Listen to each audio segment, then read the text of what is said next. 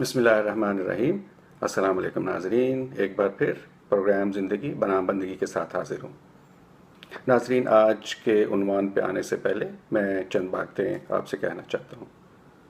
पहली बात तो ये है कि अगर कहीं कोई लफ्ज़ का इस्तेमाल या फ़िक्रे की बनावट में मुझसे कमी रह जाए तो मैं आपसे एडवांस माफ़ी चाहता हूँ। दूसरी बात यह है कि अगर मेरी किसी कही हुई बात से आपको इख्तलाफ हो तो ये इख्तलाफ सर आँखों पे। अगर आप ये समझते हैं कि आप उस बात से मुतफिक नहीं हैं और आपके पास उससे बेहतर दलील है तो मेरी आपसे गुजारिश है कि आप वो मुझसे शेयर करें कि अगर मैं गलत हूँ तो अपनी तस्दीक कर सकूँ।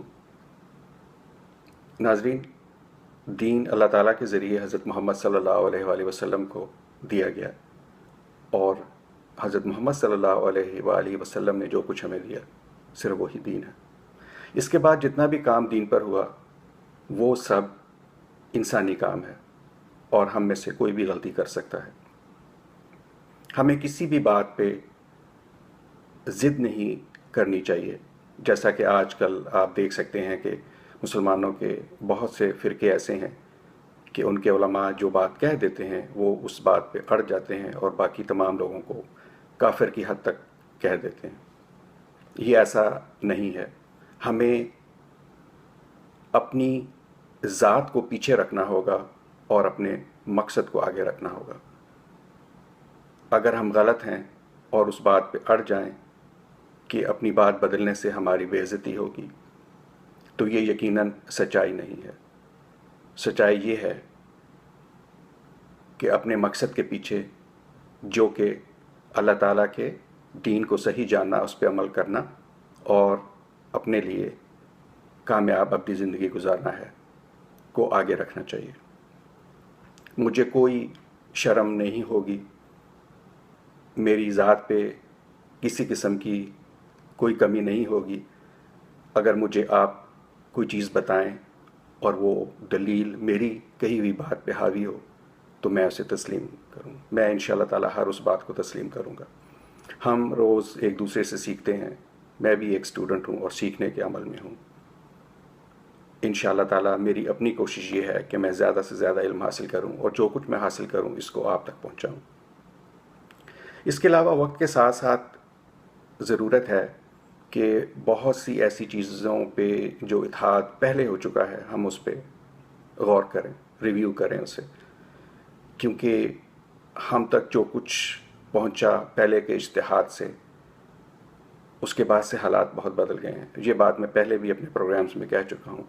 इसकी ताज़ा तरीन मिसाल मैं आपको ये दे सकता हूँ कि जैसा कि हज उम्रे पे नामहरम के बग़ैर जाना औरत के लिए एक पाबंदी लगा रखी थी, लेकिन अब हाल ही में शायद 40 या 45 साल की उम्र की ख़वातीन बग़ैर महरम के भी जा सकती हैं। इसकी वजह यह है कि जिस ज़माने पे यह पाबंदी लगाई गई थी उस ज़माने में सफ़र और तरह का था। लोग ऊँटों पे या पैदल सफ़र करते, कई कई हफ्ते एक मंजिल से दूसरी जगह जाने पर लग जाते, रास्ते में क़याम होता। तो ये वो तमाम सिचुएशंस थी जिनमें औरत की हिफाजत के लिए, उसकी इज़्ज़त की हिफाजत के लिए ये कदम उठाया गया, ये हुक्म दिया गया। लेकिन आजकल का सफ़र वैसा नहीं है। हम किसी भी एक जगह जहाज़ में बैठते हैं बहुत से लोगों के दरमियान और अपनी मंजिल पे पहुंच जाते हैं। इसी तरह और बहुत सी जैसे नमाज है कि नमाज अब हम घड़ी देख के पढ़ते हैं, टाइम का तयन घड़ी देख के करते हैं। इसी तरह गो के मुकम्मल तौर पे नहीं, लेकिन फिर भी लोग आहिस्ता आहिस्ता इस तरफ आ रहे हैं कि साइंसी कैलकुलेशंस पर चाँद का होना ना होना देखा जाए और उसके मुताबिक रमज़ान या ईद मनाई जाए। लेकिन चूँकि इस पे अब भी इख्तलाफात हैं और लोग अपनी उसी बात पे बज़िद हैं कि चाँद देख के ईद होनी चाहिए, तो हम एक उम्मत होने के बावजूद किसी एक ही मुल्क में, बल्कि मैं ये कहूँगा कि किसी एक शहर में भी बाज़ दफ़ा 2 या 2 से ज़्यादा ईदें मना रहे होते हैं।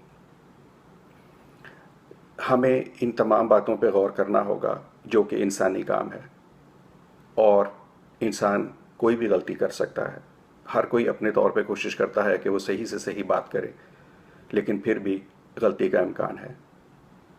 اگر کہیں کوئی چیز غلط نہیں ہو سکتی تو وہ صرف اللہ اور اللہ کے رسول کی طرف سے دیے ہوئے احکامات ہیں۔ آج کا موضوع ایمانیات کے سلسلے کا آخری عنوان ہے، جو کہ روز جزا پر ایمان ہے۔ اللہ تعالیٰ کا ارشاد ہے، اعوذ باللہ من الشیطان الرجیم، بسم اللہ الرحمن الرحیم، یہ اس دن کو یاد رکھیں جب زمین ہلا دی جائے گی جس طرح اسے ہلانا ہے، اور زمین اپنے سب بوجھ نکال کر باہر ڈال دی جائے گی، اور زمین اپنے سب بوجھ نکال کر باہر ڈال دے گی، اور انسان کہے گا اس کو کیا ہوا؟ اس دن تیرے پروردگار کی ایما سے وہ اپنی سب کہانی کیا سنائے گی۔ اس دن لوگ الگ الگ نکلیں گے اس لیے کہ ان کے اعمال انہیں دکھائے جائیں، پھر جس نے ذرہ بر بھلائی کی ہے وہ بھی اسے دیکھ لے، اور جس نے ذرہ بر برائی کی ہے وہ بھی اسے دیکھ لے۔ دین جن حقائق کو ماننے کا مطالبہ کرتا ہے، اس میں روز جزا کی اہمیت غیر معمولی ہے۔ انبیاء علیہ السلام کی دعوت میں اسے بنیادی حیثیت حاصل ہے۔ تمام شریعت، نیکی اور خبر کی اساس یہی عقیدہ ہے۔ نبوت اور رسالت کی بنا اسی پر قائم ہے۔ نبی اسی لیے نبی ہے کہ وہ اس نبائے عظیم کی خبر دیتا ہے۔ رسول اس لیے رسول ہے کہ وہ اس پیغام کو لے کر آتا ہے۔ حضرت عیسیٰ علیہ السلام، حضرت ابراہیم، حضرت موسیٰ علیہ السلام، سب نے اس کی مناتی کی ہے۔ تورات میں اس کے اشارے ہیں، زبور میں اس کے اشارے ہیں۔ اب ہم دیکھتے ہیں کہ اس کے شواہد اور علامات یا حوال و مقامات جو قرآن و حدیث دونوں میں مذکور ہیں وہ کیا ہیں۔ ان شواہد میں پہلی بات میں ہم دیکھتے ہیں کہ انسان کے اندر خیر و شر کا شعور ہے، اور یہ اسی شعور کا نتیجہ ہے کہ اس کے ضمیر میں ایک نگران ہر وقت اس کی برائیوں پر اسے متنبع کرتا رہتا ہے۔ یہ ایک چھوٹی عدالت ہے جو انسان کے اندر قائم ہے، اور ہر موقع پر اپنا بلاک فیصلہ سناتی ہے۔ اب انسان اس فیصلے کو مانے نہ مانے یہ انسان پر ہے، پر وہ یہ جانتا ضرور ہے کہ کیا غلط ہے اور کیا صحیح۔ اور اگر اس کا یہ نہ ماننے کا عمل، اس کی بدنفسی اس قدر بڑھ جائے کہ اعمال کی سیاہی اس کے دل کا احاطہ کر لے اور اس کو بالکل اندھا بہرا کر دے، تو یہ انسان کے اوپر خود اس کے باطن کی گواہی ہے، جسے نفس لوامہ کی شہادت سے تعبیر کیا ہے۔ قرآن اسے پیش کرتا ہے اور انسان کو بتاتا ہے کہ تم کوئی شتر بے مہار نہیں ہو کہ جو چاہے کرتے رہو اور تم سے کوئی باز پرس نہ ہو۔ تمہیں معلوم ہونا چاہیے کہ جس طرح یہ قیامت صغریٰ خود تمہارے اندر برپا ہے، اسی طرح پوری کائنات کے لیے بھی ایک قیامت لازماً برپا ہوگی، جس میں تم اپنے پروردگار کے حضور میں جواب دہ ٹھہرائے جاؤ گے، اور جو کچھ تم نے کیا ہوا اس کے لحاظ سے تمہارے لیے جزا و سزا کا فیصلہ ہوگا۔ دوسری چیز انسان کی یہ فطرت ہے کہ وہ عدل کو چاہتا ہے اور ظلم سے نفرت کرتا ہے۔ اس میں شبہ نہیں کہ اس کے باوجود وہ ظلم کرتا ہے، لیکن اس کی وجہ یہ نہیں ہے کہ انسان ظلم اور عدل میں فرق کرنے سے قاصر ہے یا ظلم سے محبت کرتا ہے، بلکہ یہ ہے کہ جذبات و خواہشات سے مغلوب ہو کر وہ اپنے نفس کا توازن کھو بیٹھتا ہے۔ ہم میں سے ہر شخص جانتا ہے کہ انسان دوسروں کے گھر میں نقب لگاتا ہے، مگر نہیں چاہتا کوئی دوسرا اس کے گھر میں نقب لگائے۔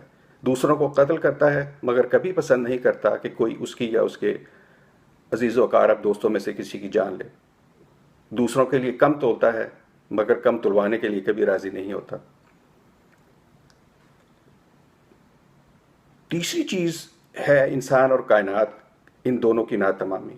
ہم دیکھتے ہیں کہ یہ کائنات اور اس میں جو کچھ موجود ہے، اللہ تعالیٰ نے انسان کو اسے مسخر کرنے کے لیے عقل دی ہے، اور یہ سب کچھ انسان کے لیے رکھا ہے، اور انسان اپنی عقل سے ان تمام اشیاء کو استعمال کرتا ہے، جس سے یہ ظاہر ہوتا ہے کہ یہ تمام کچھ اللہ تعالیٰ نے انسان کے لیے بنایا ہے۔ لیکن یہاں سوال یہ پیدا ہوتا ہے، تو پھر انسان کو کس مقصد کے لیے تخلیق کیا ہے؟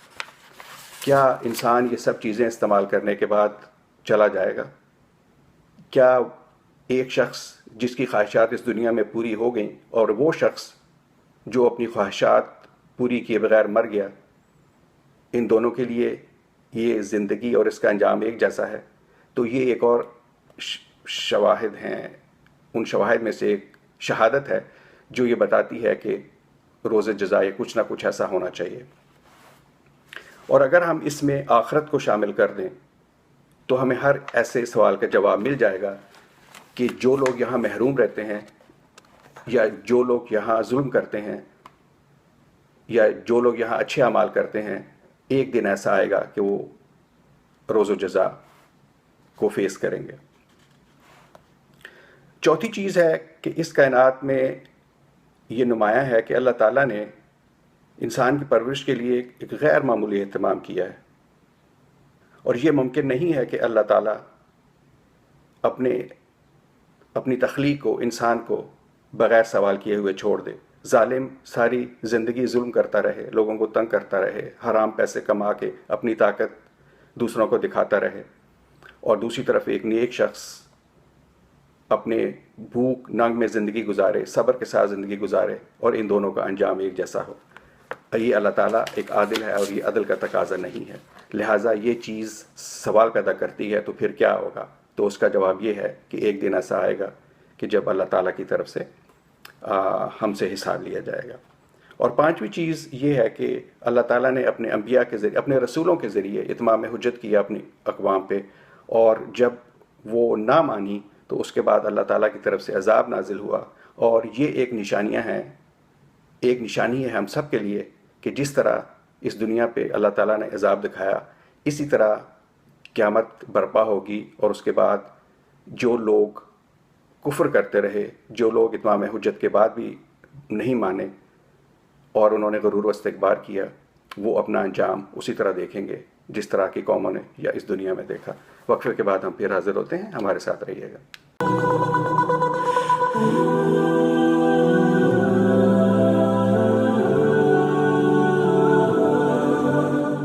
ناظرین، وقفے کے بعد ایک بار پھر حاضر ہوں۔ وقفے سے پہلے ہم بات کر رہے تھے کہ وہ کون سے شواہد ہیں جو یہ بتاتے ہیں کہ روز جزا کا ہونا لازمی ہے۔ اب ہم یہ دیکھتے ہیں کہ علامات کیا ہیں، یہ دن کب آئے گا۔ قرآن نے واضح کر دیا ہے کہ اللہ کے سوا کوئی نہیں جانتا، اس کا وقت اسی کے علم میں ہے، اور اپنے کسی نبی یا فرشتے کو بھی وہ اس پر مطلع نہیں کرتا۔ اس کے آثار و علامات البتہ قرآن و حدیث اور قدیم صحیفوں میں بیان ہوئے ہیں۔ ان میں سے بعض معمولی نوعیت کے ہیں اور بعض کی نوعیت متعین واقعات و حوادث کی ہے۔ پہلی قسم کی علامات میں سے کوئی چیز قرآن میں بیان نہیں ہوئی، اس کا ذکر روایتوں میں ہی ہوا ہے، اور دوسری قسم کی علامتوں میں سے ایک ہی چیز قرآن میں بیان ہوئی ہے، اور وہ ہے یاجوج و ماجوج کا خروج۔ پہلی قسم کی علامات اس اخلاقی انحطاط کا ذکر کرتی ہیں جو قیامت سے پہلے پورے عالم میں پیدا ہوگا۔ چنانچہ بیان کیا گیا ہے کہ علم اٹھ جائے گا، جہالت بڑھ جائے گی، زنا، شراب نوشی، قتل و غارت، یہ سب کچھ عام ہوگا، یہاں تک کہ لوگوں کو بغیر کسی جرم کے مارا جائے گا۔ اور ہم یہ سب کچھ ہوتا ہوا دیکھ رہے ہیں۔ ہم میں سے ہر کوئی واقف ہے کہ لوگ جس طرح قتل کیے جا رہے ہیں، کسی کو یہ معلوم نہیں ہوتا کہ مجھے کیوں مارا جا رہا ہے۔ مردوں کی تعداد عورتوں کے مقابلے میں اتنی کم ہو جائے گی کہ 50 عورتوں کے معاملات ایک مرد کے سپرد ہوں گے۔ اب ہم بات کرتے ہیں یاجوج ماجوج کی۔ یاجوج ماجوج کے بارے میں بہت سی غلط فہمیاں پائی جاتی ہیں کہ اس سے ملا دیا جاتا ہے اس لوہے کی دیوار سے جس کے پیچھے دشمن کو بند کر دیا گیا تھا حضرت داؤد علیہ السلام کے زمانے میں۔ ایسا کچھ نہیں ہے۔ حضرت نوح علیہ السلام کے 3 بیٹوں میں سے 2 بیٹے اور ان کی اقوام، ان کی امت، ان کی ذریت اپنا اپنا وقت گزار کے جا چکے ہیں۔ اب ان کا تیسرا بیٹا یافس، یہ ان کی اولاد میں سے ہیں، اور یہ ایشیا کے شمالی علاقوں میں آباد ہوئے۔ انہی کے بعض قبائل یورپ پہنچے، اس کے بعد امریکہ اور آسٹریلیا، اور ان سب کا ذکر اور ان کا تعارف دوسری الہامی کتابوں میں بھی پایا جاتا ہے۔ انجیل بائبل میں ہے، اور خداوند کا کلام مجھ پر نازل ہوا کہ اے آدم زاد، جوج کی طرف جو ماجوج کی سرزمین کا ہے اور روش اور مسک اور توغل کا فرما روا ہے متوجہ اور اس کے خلاف نبوت کر۔ جب 1000 برس پورے ہو چکیں گے تو شیطان قید سے چھوڑ دیا جائے گا، اور ان قوموں کو جو زمین کے چاروں طرف ہوں گی، یعنی جوج و ماجوج کو گمراہ کر کے لڑائی کے لیے جمع کرنے نکلے گا۔ ان کا شمار سمندر کی ریت کے برابر ہوگا، اور وہ تمام زمین پر پھیل جائیں گی، اور مقدسوں کی لشکرگاہ اور عزیز شہر کو چاروں طرف سے گھیر لیں گی، اور آسمان پر سے آگ نازل ہو کر انہیں کھا جائے گی۔ یہ بھی جو کچھ میں نے پڑھا ہے یہ ہماری پہلے الہامی کتابوں میں سے ہے۔ قرب قیامت کی ان علامتوں میں سے ایک اور میں آپ کو حدیث کی صورت میں بتاتا ہوں۔ ایک نشانی یہ ہے کہ لونڈی اپنی مالکہ کو جن دے گی، اور دوسری یہ ہے کہ تم عرب کے ان ننگے پاؤں ننگے بدن پھرنے والے کنگال چرواہوں کو بڑی بڑی عمارتیں بنانے میں ایک دوسرے سے مقابلہ کرتے دیکھو گے۔ اب اس میں سے دوسری جو علامت ہے وہ بالکل واضح ہے۔ پچھلی صدی سے اس کا ظہور سرزمین عرب میں ہر شخص خود دیکھ سکتا ہے۔ ہم دیکھ رہے ہیں کہ کس طرح عرب کے بدو بڑے بڑے شہروں میں آئے اور کس طرح اونچی اونچی عمارتیں وہاں پہ بن رہی ہیں۔ اور جو پہلی بات تھی کہ لونڈی اپنی مالکہ کو جن دے گی، وہ اس کا مفہوم کچھ اس طرح سے نکلتا ہے کہ یہ ادارے کی حیثیت سے غلامی کا خاتمہ ہے، یعنی وہ جو کبھی غلام تھے اب وہ بھی برابری پر آ جائیں گے اور ان کے جو اولاد ہوگی وہ اپنی مالکہ کو جنم دے گی۔ یہ نشانی جو ہے یہ اس غلامی کے ادارے کو ختم کرنے کے بارے میں ہے۔ اس کے بعد جو علامتیں ظاہر ہوں گی وہ نبی صلی اللہ علیہ وآلہ وسلم نے یاجوج ماجوج کے خروج کو شامل کر کے ایک ہی جگہ بیان کر دی ہیں۔ حضور کا ارشاد ہے کہ یہ 10 علامتیں ہیں، جب تک یہ ظاہر نہ ہو جائیں قیامت برپا نہ ہوگی۔ نمبر 1، مشرق میں زمین کا دھنس جانا۔ نمبر 2، مغرب میں زمین کا دھنس جانا۔ نمبر 3، جزیرہ نمائے عرب میں زمین کا دھنس جانا۔ نمبر 4، دھواں، اور اس سے مراد کوئی بڑا ایٹمی دھماکہ بھی ہو سکتا ہے۔ نمبر 5، دجال۔ یہ بڑے دغاباز، فریبی اور مکار کے معنی میں اس میں صفت ہے۔